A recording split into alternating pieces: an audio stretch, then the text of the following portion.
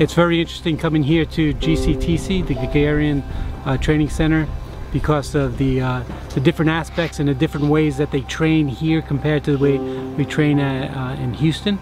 And they're very wonderful people. It's a beautiful place to work here in Star City because of the nature and all the history that we have here.